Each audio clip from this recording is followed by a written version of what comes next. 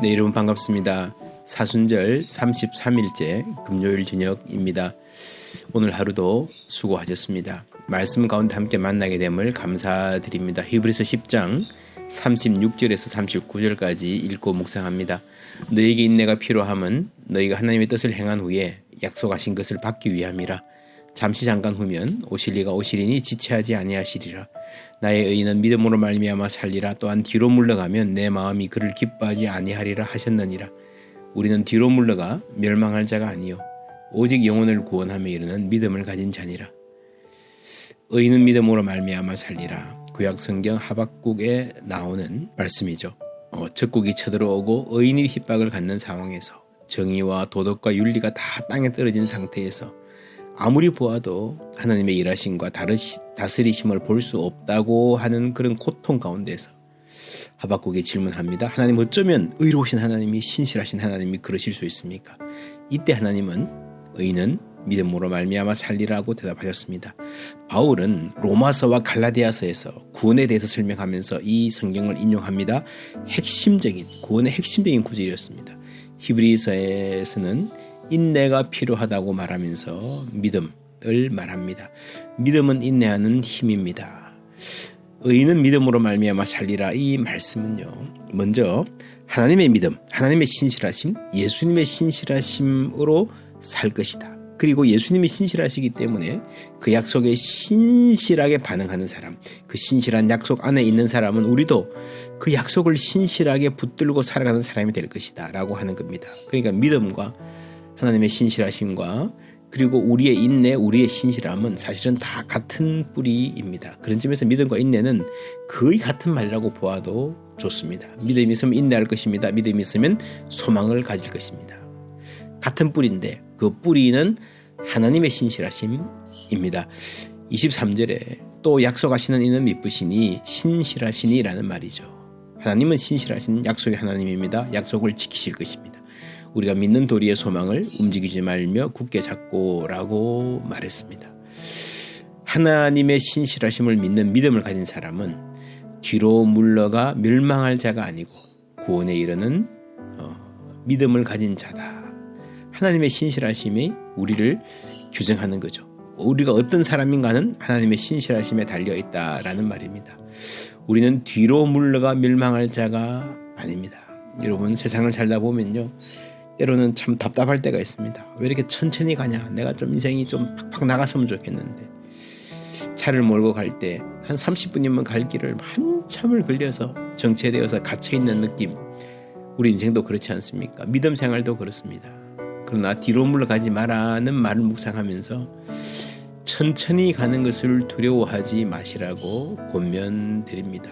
우리 삶에는 때로 묵묵히 견디어야 할 때가 있습니다. 인내하다 보면 그때가 내가 굉장히 정체되어 있었는 것 같은데 그때가 내 신앙이 속으로 깊어지는 시기였구나, 성장의 시기였구나 하는 것을 알 수 있습니다. 어떤 분들은 청년들이 군대 갔어요. 사회에 있을 때만큼 아주 활동적으로 섬기지 못하고 하니까 내 신앙이 참 정체되어 있다. 여자분들 중에서 아기를 낳아 기르면서 제대로 예배 집중도 못하고 막 씨름하면서 내 신앙이 퇴보하는 게 아닌가, 참 정체되어 있다, 안타까운 마음을 가지는 분들이 많습니다.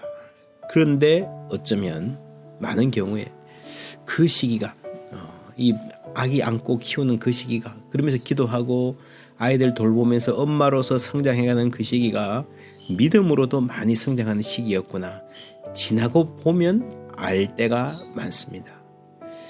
우리는 하나님의 품 안에 있기 때문에 하나님의 신실하신 하나님 안에 붙들려 있기만 하면 하나님이 우리를 뒤로 물러가지 않도록 해주십니다. 우리가 뒤로 물러가는 것은 하나님이 기뻐하지 않으신다 그랬습니다. 하나님 주신 자리를 지키고 하나님 부르심을 쫓아갈 수 있는 굳건한 믿음, 하나님께 그 믿음 주세요 구하는 우리 모두가 되었으면 좋겠습니다. 함께 우리 말씀 묵상하겠습니다.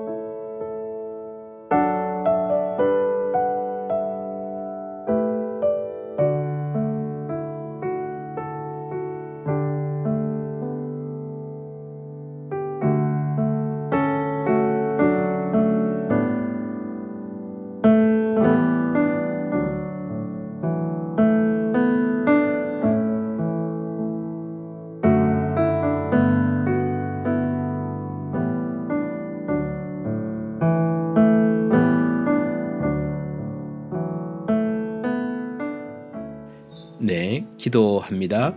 신실하신 하나님, 크신 은혜에 감사드립니다. 주님을 믿지만 구원의 약속을 받았지만 때로 우리는 인내하기 힘들다는 것을 절감합니다. 꽉 막혀서 앞으로 나가지 않는 도로에 갇힌 것처럼 답답할 때가 있습니다. 하나님께 대한 신뢰가 약해지면서 예전에는 쉽게 극복하던 문제들, 별것 아니라고 생각하던 일들이 참 큰일로 다가오고 그런 문제들에 눌려서 불안해질 때도 많습니다.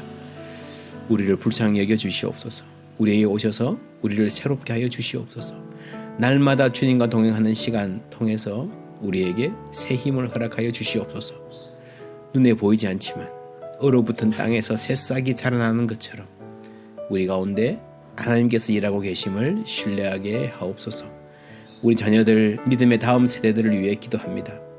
하나님 약속 붙들고 하나님이 이끌어 가실 미래를 꿈꾸며 소망의 걸음 이어가는 자녀들 되게 하여 주시옵소서. 낙심하지 않게 하여 주시옵소서. 믿음이 흔들리는 사람들, 여러 가지 도전으로 주님과 멀어진 사람들을 위해서 기도합니다. 주님 찾아가 주시고 그 마음에 성령의 담비 내려주셔서 다시 주 앞에 나와 기뻐하고 찬양하며 말씀과 기도로 무장하며 굳세게 서는 성도 되게 하여 주시옵소서. 의인은 믿음으로 말미암아 살리라. 말씀 감사합니다. 신실한 주님 알아가고 닮아가는, 우리도 신실하게 살아가는 그리스도인 되게 하여 주시옵소서. 예수 그리스도의 이름으로 감사하며 기도하옵나이다. 아멘.